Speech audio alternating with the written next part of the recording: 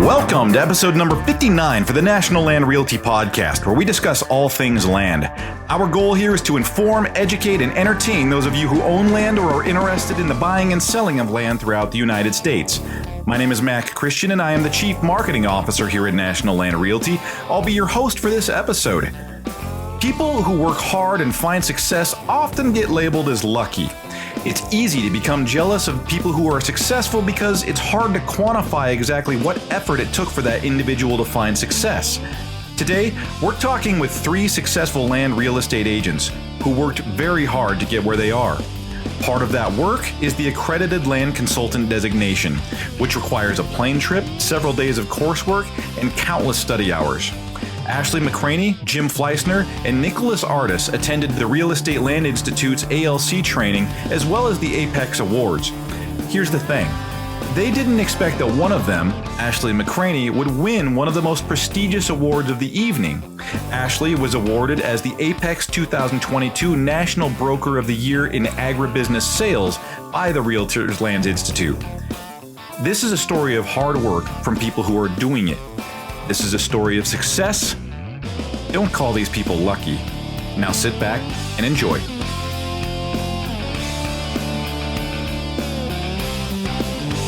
I am sitting here today with not one, not 2, but 3 guests. I have Ashley McCraney, Jim Fleissner, and Nicholas Ardis, respectfully from all across the country.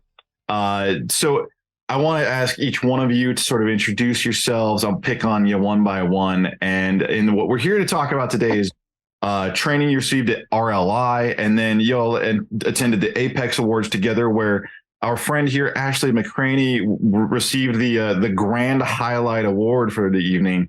And Ashley, I want to take a second and have you tell us about that as well.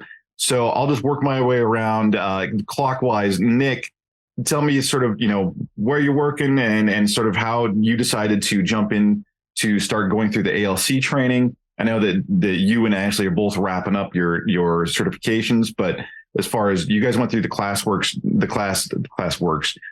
classes together to go through the classes for the ALC training. Yeah, so I'm in Columbia, South Carolina. I've been selling land since January 16, and kind of since I started, I always wanted to be able to differentiate myself from others specific to land. And so saw great many around, and a lot of our larger producers at other companies that all had the designation, could see the camaraderie and network between all them. So I wanted to be a part of that. And last year, I was 22, jumped in and said, well, I'm just going to go do the Land U week, since it was in Greensboro, North Carolina, which was only about 3 hours from me. So it made it a little bit easier just to drive up for the 9 or 10 days to do all of that, and be able to meet a bunch of folks from all over the country, which have become good friends at this point. And all get together when we can, talk a good bit. And that's one of the big things to me of the benefits of being a part of it. And that's Jim and Ashley as well. When we were all up there together, I think all became closer and talk a good bit more now as well. So even just in our team with National Land, being able to lean on others a little bit more, bounce questions off, and just try to improve as best we can. Yeah, and Jim, you had the longest trip out of everybody, I think, right, to get to RLI? I don't know about that. Probably. Yeah, I was coming from, we'll just say just east of Omaha, Nebraska on the Iowa side. But yeah, flew down there. I had already completed a couple of classes for the ALC, so I wasn't there for the full 10 days like these guys were. We had our local chapter had hosted like Land 101 and I can't remember which other one I took here, but yeah, our local chapter had hosted a couple of those. So I got my Iowa CE credits as well as credits for my ALC by doing those. Gotcha. And Ashley, you decided to go down there and do the ALC training as well. So tell me about your experience kind of heading down there. Well, I actually was a last minute call in. I had registered and they said it was full. And there was one participant who got sick and ended up not being able to make it. So they actually called me the day it started, and everyone was actually already there. And they were like, "We have a last minute cancellation. Can you get here?" And so within an hour, I packed everything for a week and took off and drove 8 hours all the way up there to take it to the So yeah, it was very last minute. So I missed the very first class. And I think Jim miscalculated on his classes. So me and him ended up taking that one last class we needed live together. We ended up taking it over a Zoom for 2 weeks. So we ended up having one class left when we left from boot camp, but Nick got all of his at boot camp. But yeah, so I was a last minute throw in, and I was so nervous because I really wasn't prepared for it. So, question for all three of you, for anybody listening that doesn't have, isn't familiar with it. What's the ALC? So it's an Accredited Land Consultant. And what does it mean? Jim? What it means is that we have taken a whole bunch of land-specific education courses through RLI, which is REALTORS Land Institute, the land-focused wing of National Association of Realtors. So we have taken, let's just go through here. What is it? 101 hours of CE courses through them, or 110 hours, excuse me. And then we also met the volume requirements, which is $10 million in sales over a number of years. I can't remember if it's 5 or 6 years, something like that. But basically it means that our business is incredibly focused on land.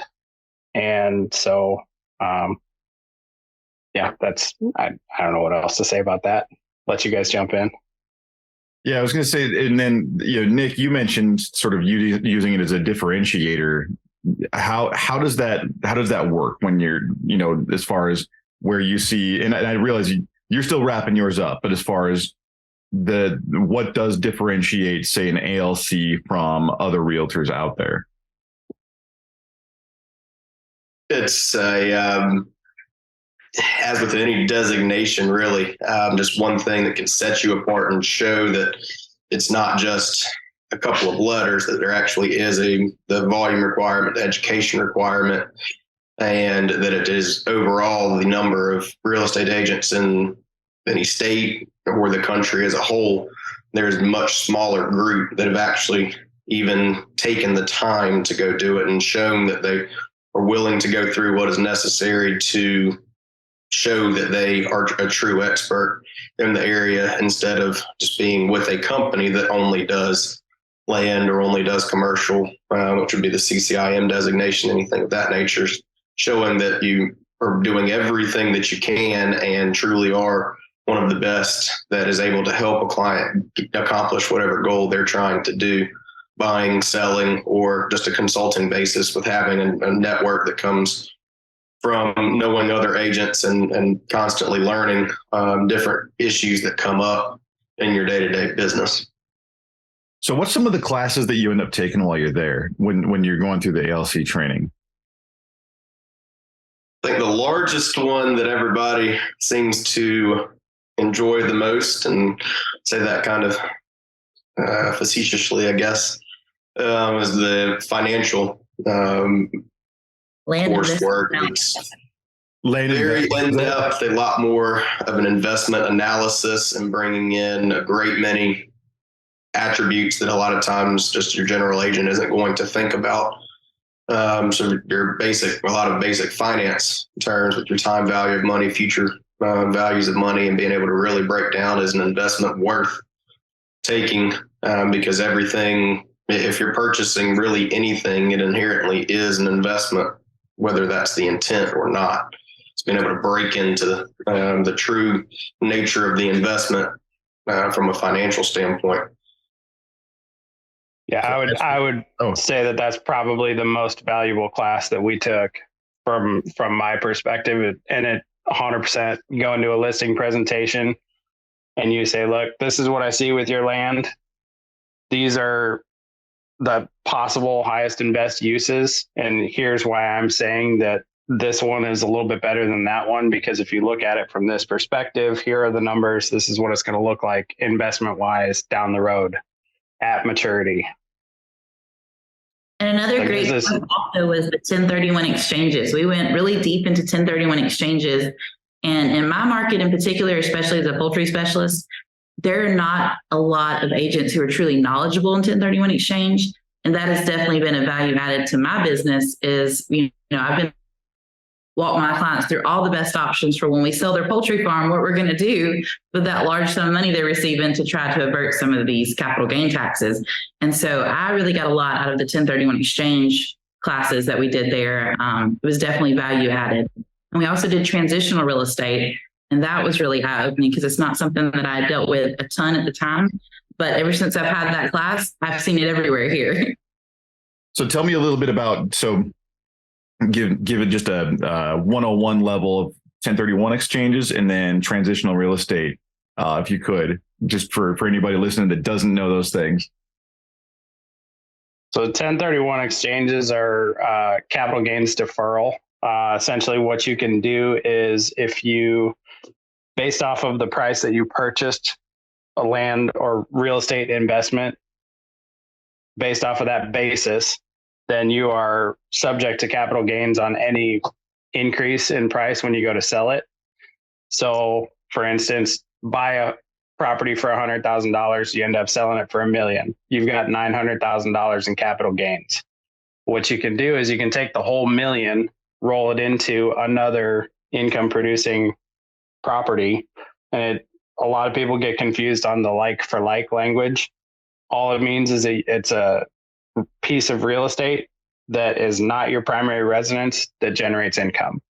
So you can sell a farm, buy a condo. You can sell an office building, buy a ranch. Doesn't matter. As long as you're generating income off of it, that's a very high level generalization. But as long as you're generating income off of it, it qualifies for that 1031 status. Perfect. And then with my market, when it comes to poultry, commercial poultry farms have a very high depreciation rate.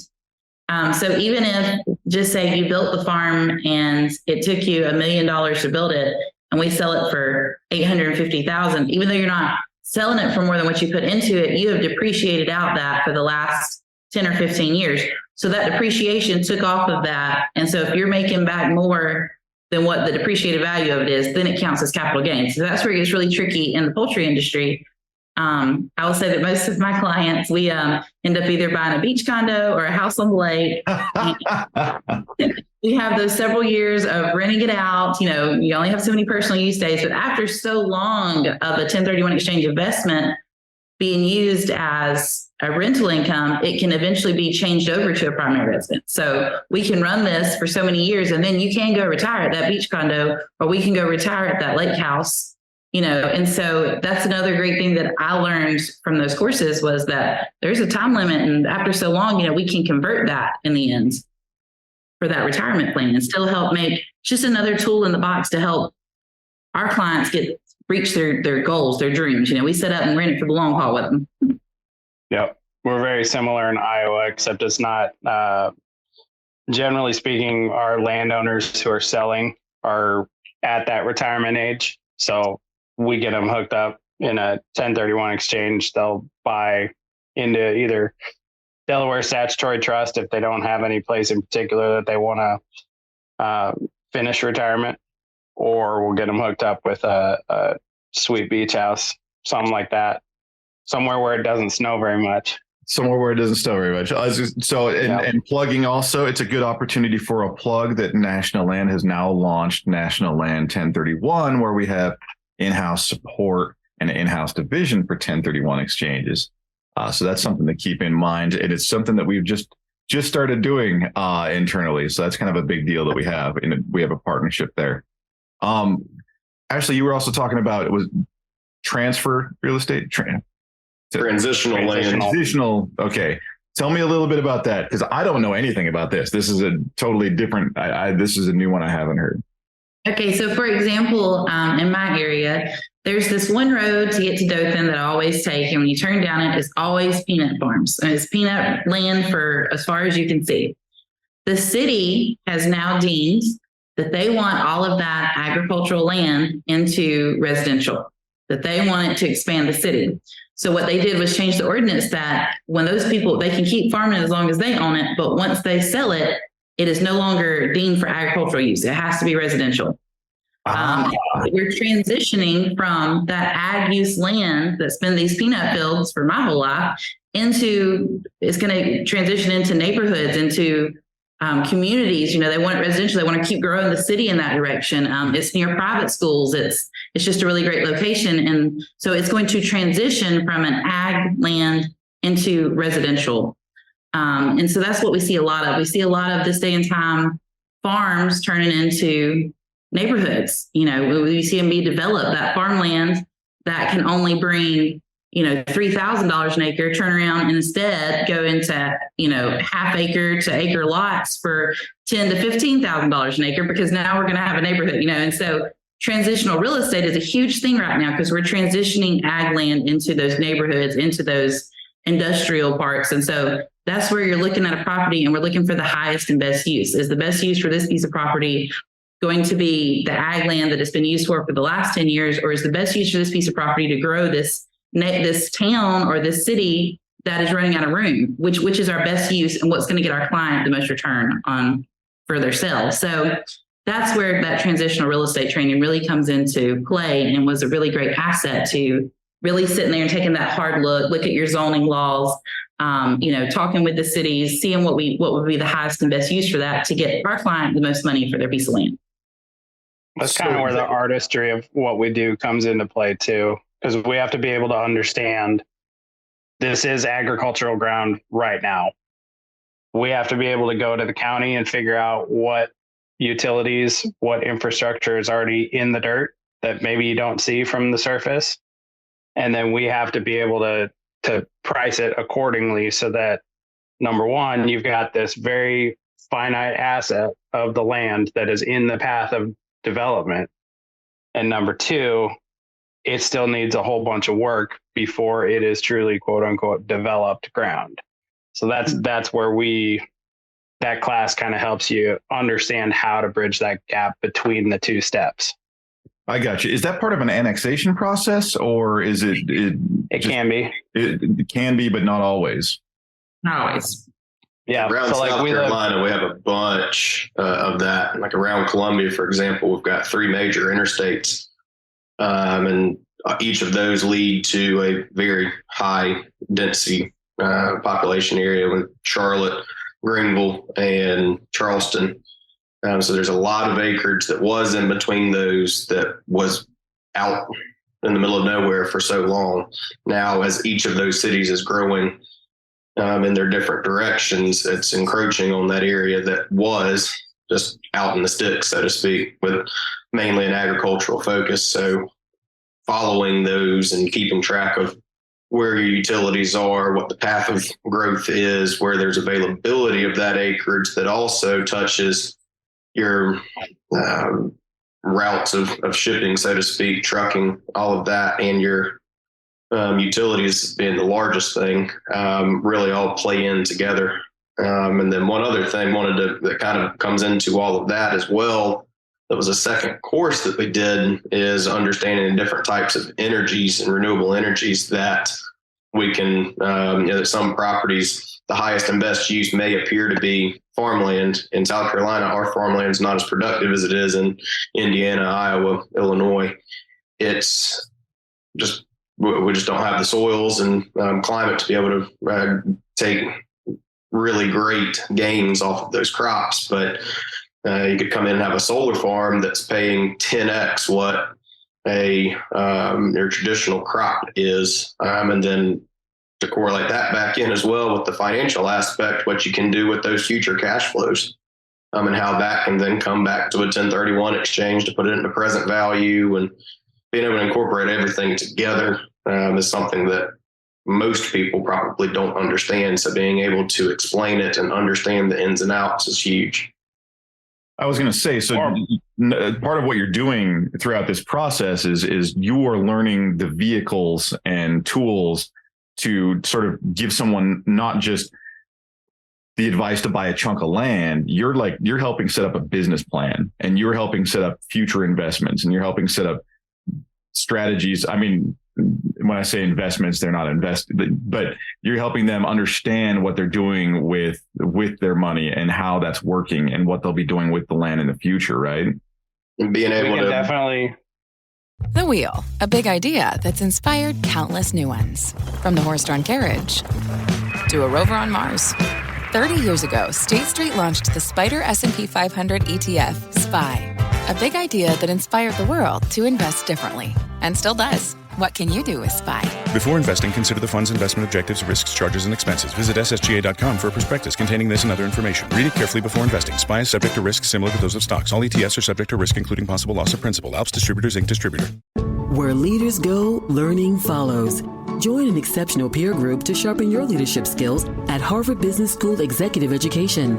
Both in-person and virtual options are available. To apply, visit hbs.me/go.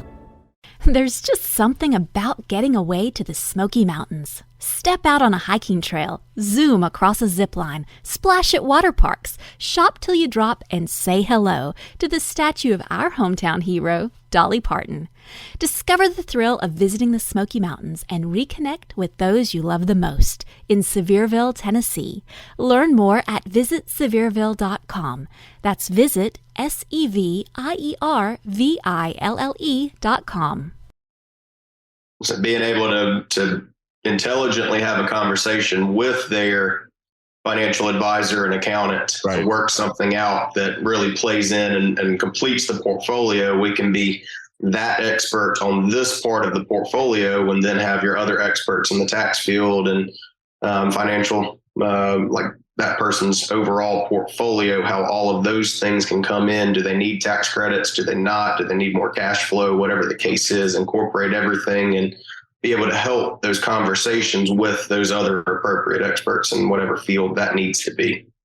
I was going to say, I saw Jim's head pop up when I said investments. You're not working with investments on behalf of the person. You have to be very specific with that, because I have worked in that world too. It's a real estate agent's favorite word. I'm not a. Yeah, I'm not an attorney. I'm not a banker. I'm not an expert on anything except the land. But what I can do is I can help you think of this whole broad picture that you're trying to paint, and I can help you piece it out to where this is what we're doing, this is why we're doing it, and this is who you need to talk to actually set this thing up for success. I got you. And so how long of a time, so you went to this, the whole class thing, and Jim, you didn't go the whole time, but it's a 10-day thing that you attend, but that's not it, right? Like you go to this and you go 10 days of solid coursework, but then you have to put other things together and submit them. And that's what Nick and you and Ashley are going through now. And Jim, you already have. Tell me a little bit about the after class stuff that you're having to put together. And then we'll jump on into the Apex Awards and stuff. So you have to put together your portfolio is what they call it, but it's essentially lining out each one of your transactions that qualify for that total of $10 million in sales volume. And there's a little bit of realtor math in there, in that if you represent one side and the other side's not represented, you get to double that sale. But anyway, I think when it was all said and done, I had to go through, it was like 8 months worth of sales, and I was up north of 16 million, I think was my number. But anyway, but it has to be, 51% minimum has to be agricultural land for the ALC.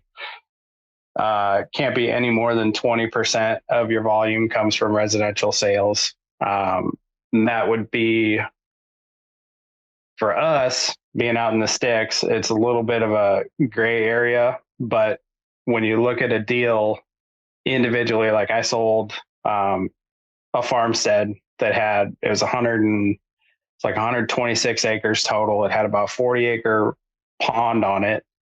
It had a little over 60 acres of tillable on it. And then the remainder was the farmstead. So the main value still came from the tillable ground because of what dollars per acre are like out here. But I had to take part of that volume and subtract it because the house, or if I wanted to, I could have taken part of the value off, like 100,000, let's say, for the house, and then deduct it accordingly. But yeah, there's a whole spreadsheet that we have to fill out, and then each one of those line items, you have to go in and write a testimonial. What went right? What did you learn? What went wrong? What did you learn? What were your big takeaways? All that fun stuff. So it's a little bit time consuming to get through all those. And, you know, when you have to go back and rack your brain over the last year or two, sometimes it can get a little bit tricky, but yeah, once you get it done, it's a one and done thing. So. Gotcha. So, and so you spoke to essays. Is that the essays are part of this, right? Where you're doing an essay on the actual sales that you've gone through that qualify you, right? It's twofold. So you have to do your testimonials, but then there's also, you basically have to write an essay on why I want to be an ALC. Gotcha. Okay. So that's the other part of it. Takes you back to like college admissions essays. Like, why do you want to be a Husker? Because I don't want to be a Hawkeye, you know, stuff like that. So you go through all this training, and then you know you're still working through it for Nick and Ashley. So then you all packed up and went to the RLI Apex Awards as well. And I wanted to talk about sort of what that is and what that recognizes. And Ashley, I want to give you the floor there, sort of talk about. I guess it's a better perspective would be to talk to Nick and Jim about watching Ashley win some fancy award. And talk about what that win means, and just tell me a little bit about it in general. Well, we go to the land conferences at the end of the year. So it's for all of RLI, anyone who's a member of the REALTORS Land Institute. It's a huge land conference. And it's where a lot of the committees, RLI has a lot of committees. I'm on the Future Leaders Committee. All of your committees have a meeting usually at the conference. You have a lot of really great vendors, but I will tell you, it is the best networking event I've ever been to. And so it was a really amazing experience from that aspect, but it's for anyone who's part of the RLI. So even if they don't have an ALC, even if they haven't been through boot camp or haven't even taken any of the classes yet, it's, you know, everyone's allowed to come together there. National Land, we actually had a booth there as well, so that, you know, we could meet all the best in the business as well. So we had a booth set up there that Logan came and ran, and me and Nick ended up having to assemble a sign for it, which took quite the creativity for that. If somebody could work there too. Yeah, if somebody could have recorded that, that would have been, hilarious to have a blooper on NLR for, but we did not know what we were doing. But so anyways, it was just a really great time to come together. And anyone who's part of the RLI is allowed to apply for an Apex Award. And the Apex Producers Club, you just have to have $5 million in production that year. Of course, from land sales specifically, that residential doesn't count in it to the same extent. It's kind of just like the other. It's a percentage. You have to have majority land sales for the Producers Club. And so anyone who meets the sales volume can apply. It's tedious to apply for that too, though. It's a spreadsheet you got to fill out. There is a cost to do that, but really it's just your ticket to the award banquet is the cost for applying for it. So you pay I think it's like $100 or $150, but that gets you your ticket into the Apex Awards, which is the, seated dinner banquet thing. And so we were all really excited to be part of that producers club and to, see, but from that, they have top awards. And so they even have a residential one, and they have, like the Rising Star for Apex. They have, of course, the top producer in general, like the one who was best overall, the biggest ALC to ALC deal. And then they have the top 20 brokers. And then they have one for each individual thing. Clint was actually our forestry one. So he got the Apex Broker of the Year for forestry. So there was, so we actually had 2 award winners from NLR in the top as well. So They go real specific. So you apply, if you meet the minimum, you know you'll get a producers, but you don't know the rest of them. They don't tell you who wins the top ones till you're at the banquet. And they also have an award there, I hear, for National Broker of the Year in Agribusiness, which is a fairly prestigious award. I would, and Ashley, you won that award. Nick, do you think that she knew she was going to win? My soul is in the South, so even as thunder rumbles across the skies, my spirit keeps me going. My flood insurance helps me stay. Protect your property with flood insurance. Visit floodsmart.gov. My soul is in the South, so even as thunder rumbles across the skies, my spirit keeps me going. My flood insurance helps me stay. Protect your property with flood insurance. Visit floodsmart.gov.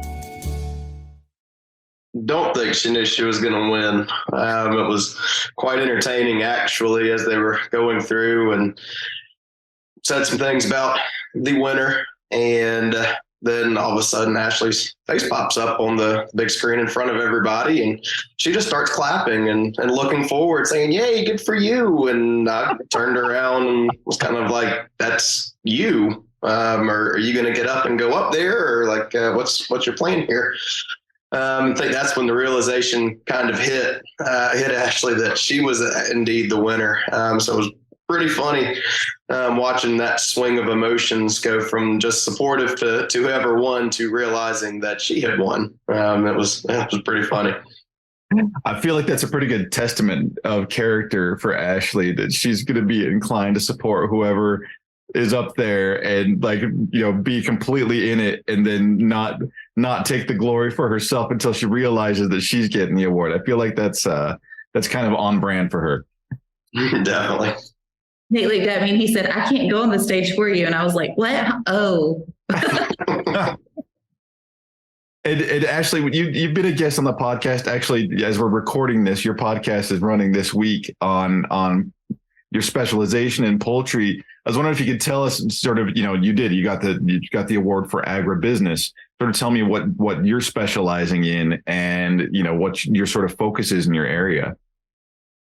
So it's funny. My whole story coming to NLR is that I wanted to bring poultry into NLR. If you look at our branding, it's always about land. It's, we have all the timber guys, we're the best in the business at farmland and ag land, timberlands, rec tracts, but I wanted to bring a poultry specialization into National Land Realty. And so it's just funny. That's what my whole goal was to build a poultry brand for National Land Realty. And so I was the first ever female to ever win this award. I'm going to put that out there. So that's another reason why it shocked me. That's an important thing. And we didn't cover that at the front. That's a big deal. Yes. And we sat at the table with all the other guys that do what I do. So me and Nick did that night. And so I was really intimidated because these guys have been doing it a lot longer than I have. This is only my third year in real estate. So I made the sales volume and won that award on my second year in real estate. And so I was not expecting to win that award. But when I came into this, my passion is for poultry, it's for agriculture. My husband and I are poultry producers ourselves. We are also row crop. We have peanuts. We do produce. So we're big farmers. And so ag has just always been my passion, but especially poultry. We've always been in the poultry industry. I really love it. It's just what, I always tell everybody when they ask about sales or becoming a real estate agent or any kind of sales, whether it be insurance or whatever, your passion, whatever you're passionate for, you can sell because other people, your passion's contagious. Other people catch that excitement you have for that. And that's how I'm with chickens. You can ask anyone. If I ever start talking about them, it's just rambling for days. So that's where, my love is in ag and in poultry. And so I started as really the only one at National Land that did much with poultry. There's a lot of other guys who know enough about it to be dangerous, will sell it, and they've learned a lot about it in their market. But for us, it's being on the producer side of it to be able to really understand what people are going through. I can tell you what the real struggles in the poultry industry are, and the lack of help that was there for us. When we bought our first farm, we were really young. And we bought an existing farm and we remodeled it. And that took a lot of work and it took a lot of decisions that no one helped guide us to make. There was no one there to say, hey, you need to put in the same controller as your neighbor, because that neighbor is who's going to come help you at 3 a.m. So you need to make sure he knows how to run your controller too, if you're new to this, and you didn't know which little quirks. You didn't have much guidance on the banking, which bankers did this and this. And so it was really, you were just kind of really overwhelmed with the decisions you had to make. And there was no one to really guide that process like there is if you're building new. If you're building new, the company's going to come in and be like, I want this and this and this and this. You're going to use this bank, we're going to do this. But when you're remodeled, it's not the same. And so then we turned around and did it again. So we're crazy. We did it a second time. We bought another farm. It was an older farm, and we remodeled it. And it's my farm, Raising Grace Farms. And it's funny, the reason why we actually went from working for the integrator in poultry to actually being poultry producers was we had our daughter, our youngest one, Ailey Grace. So our whole poultry journey was about Raising Grace. So that's where the name of my farm come from. And so we really saw that there was still such a need. We had a big growth in our area of new builds. So we had new construction and expansion, and we were popping up these new mega houses everywhere. And people were leaving these really great jobs to come home and run these farms, and they really thought that they just was going to run themselves.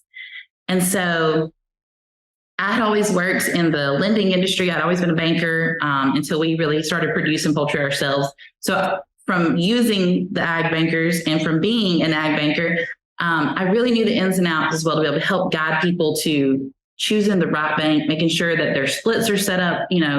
I know the ones that can get it done the quickest and which ones are preferred FSA lenders, and all those things, they play into this. They play into how long it takes to get this process done.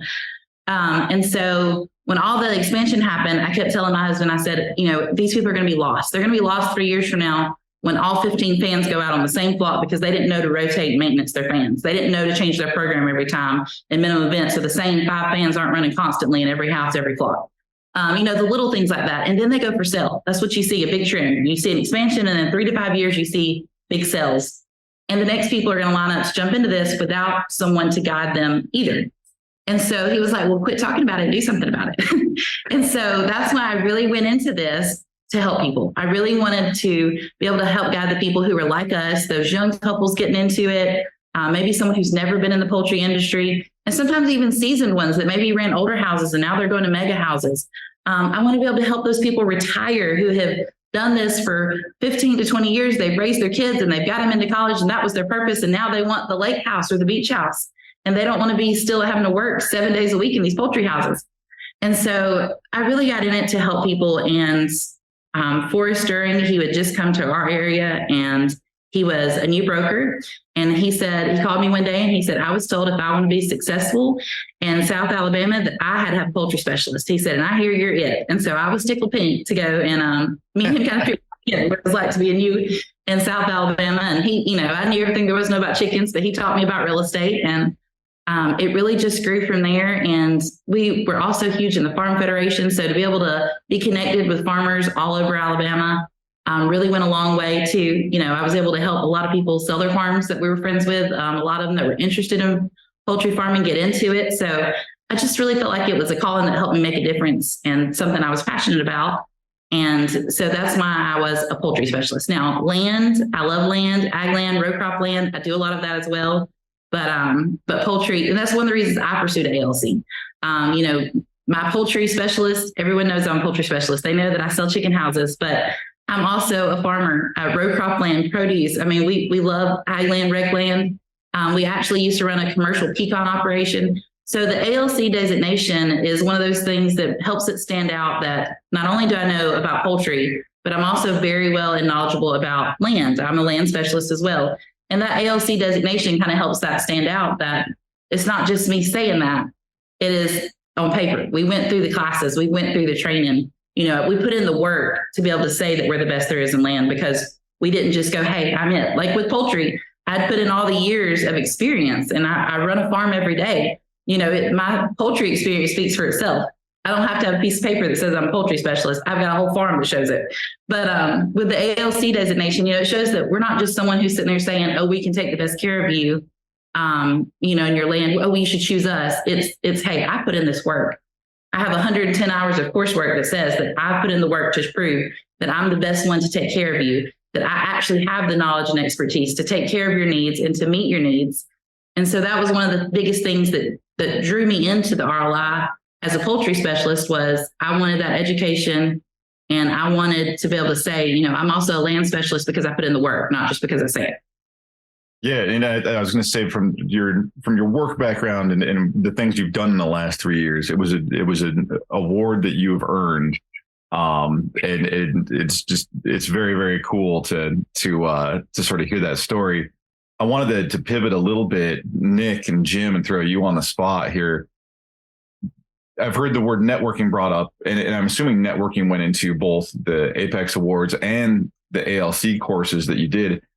How important is networking between land professionals like yourselves sort of from these events? What do you gain from it, and sort of what's the value that you see from it?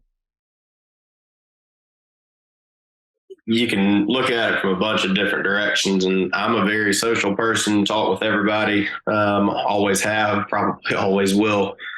But so to me on the ALC side, I've happened to just meet one, another agent from Colorado with whitetail properties, and we just became friends very first day, meet the rest of the whitetail guys that were there, and I hung out with them the whole time, have even gone out to some football games with some of them. But so the fun thing about that is when, we meet different folks around, even if it's with different companies, we're able to just increase our network that we have within the company to be able to help clients if they want to move to another state. And even one big thing in Colorado is their water rights. So they've got issues, not enough water. In South Carolina, I've got issues because we got too much water. So it's interesting dealing with and hearing different opinions and learning about that. So when a client does come to South Carolina from Colorado or another state that has issues with their water rights, being able to understand where they're coming from, both location wise and principle wise, what their hesitations are.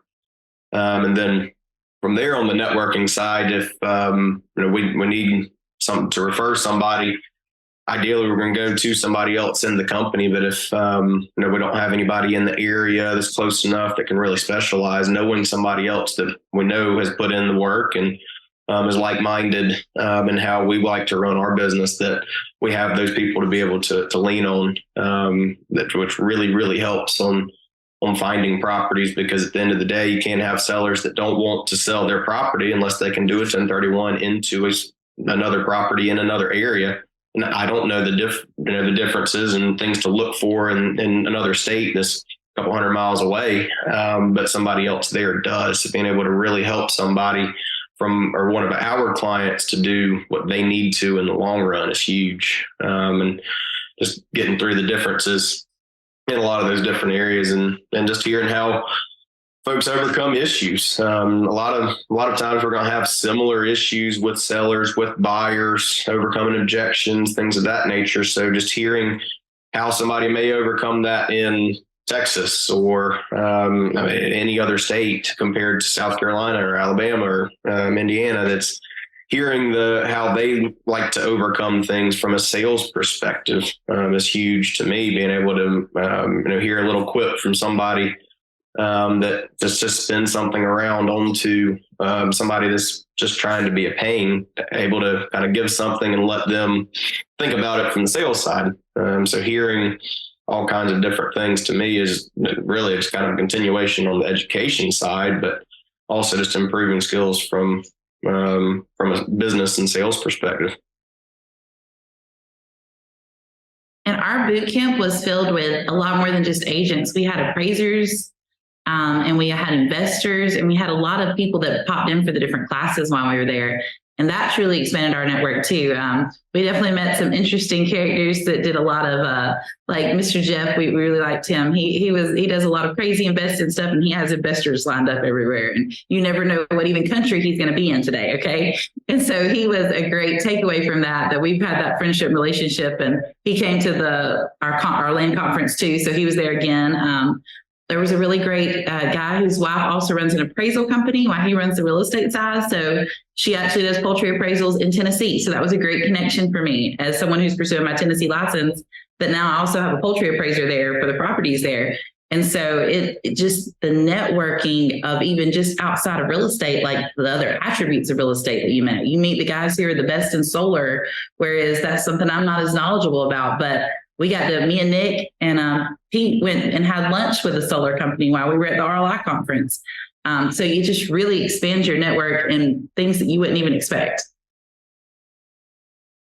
I'm going to say you end up collaborating. That's where the just with land sales in general, there's a level of collaboration that happens between even competing companies that sort of, and you have to maintain sort of a friendly level with everybody just because you might be with competing companies. And if you work in the same area, invariably you're going to work together at some point on a sale, like representing a buyer or a seller on something like that.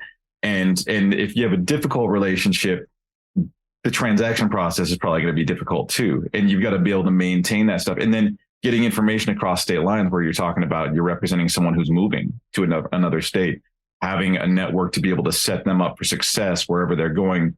If your company is underrepresented in that area, then you have an opportunity to still work with somebody, and it's a very, very unique industry on that level. You're not going to, and I lump it into service industry. You're not exactly going to find, we mentioned investments, right? Like you're not going to find an investment advisor calling another investment advisor to be like, hey, so I got this client that's going into your area. That's never going to happen. Or residential, you don't see that as much. They're very competitive at residential, so you don't see as much collaboration. This is a very unique industry on that level. Jim, I'd put you on the spot here. Do you feel like that plays a fairly significant part of what you all do? So the best analogy that probably everybody would understand is like you look at professional athletes, football players, basketball players, baseball players. They all travel all over the country to do their work. And regardless if you're viewing each other for, 1 hour a week or 1 hour a season as your arch nemesis, the rest of the season, you're colleagues. So what RLI really, especially from the networking standpoint, what that does for us, like, yes, we're all competitors. Yes, I would much rather take both sides of a sale than have to split it with somebody. But at the same time, if I go out and I get a deal done on somebody else's listing, I've got the buyer, they've got the seller, and we have a good experience there, then chances are pretty good the next time they need something in my area, they're going to come talk to me. Right. So RLI just helps facilitate that so that we can really be, I wouldn't even necessarily call us all competitors. We're just teammates that might, be competing for like a starting spot. I got you. Okay. That's a really good analogy. I appreciate that. So I've held you all here for like an hour. I know that y'all have to like move on with your days and like do your thing. But sort of any last words you want to throw in here on ALC, doing the RLI, the conference for Apex Awards, any kind of last insights? I would definitely say if there was a new agent getting into the land industry, that the best place to really start would be RLI. That's one of the most important tools you can have in your toolbox is RLI. And the networking, the collaboration you're going to learn from it, the education you're going to get from it. And that's what's going to help you stand out in your field as you move through your career. And it's just best to get that out of the way at the beginning. Like, just start. And that way you already have the best foundation from the beginning.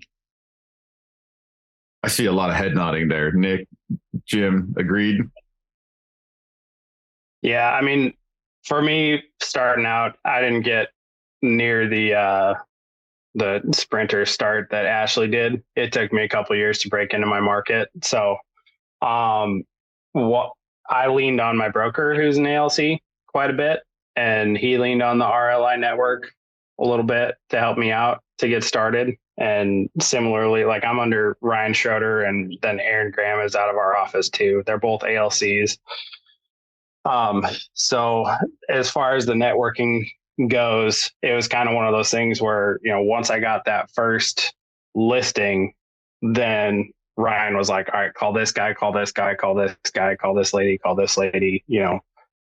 all these people, because chances are pretty good that if it's land in this area, they're going to have at least some input that will be valuable to you if it's not an offer.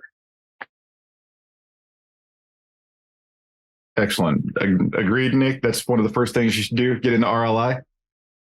I definitely think getting into RLI would be great for anybody. So to me, and the same thing both have said, if you're going at it from a friend relationship and to your competition, it doesn't become a competition. It's, we both can get more out of working together, whether you're with the same company or not. So if you're able to have that network and trust in somebody else that you can get by spending time, especially in very applicable type events, it's something that really can help the overall success of your business. And piggybacking off of what I believe Jim said earlier, I know of several of the guys from other companies around I've reached out to since meeting a lot of the other guys in their company, and saying, hey, Nick, nice to meet you. Just wanted to reach out. If I can help with anything up this way, let me know. I've got to know these other folks with you. And I'm sure they probably ended up calling and saying, how is this guy? But so having that friend aspect come into things is huge and can really, really help pay dividends over the long run, because you're not competing with somebody. You're trying to work with them to expand your reach, their reach, your client's reach, everything at one time. And just working with a friend is more fun than working with somebody you don't like. So if I'm hearing loud and clear from all you, worth it. Definitely. Definitely, if you're new, get other people to go with you to boot camp from your own team, because I'll admit I was lost. National Land's huge. I was lost when I first come into National Land of, just overwhelmed with people. But the three of us, after we went through boot camp, I call and harass these two with everything. They can attest to that. But it built a camaraderie within our own team. And, we built those alliances with everyone else, but we built a relationship that'll always last because we went through that together.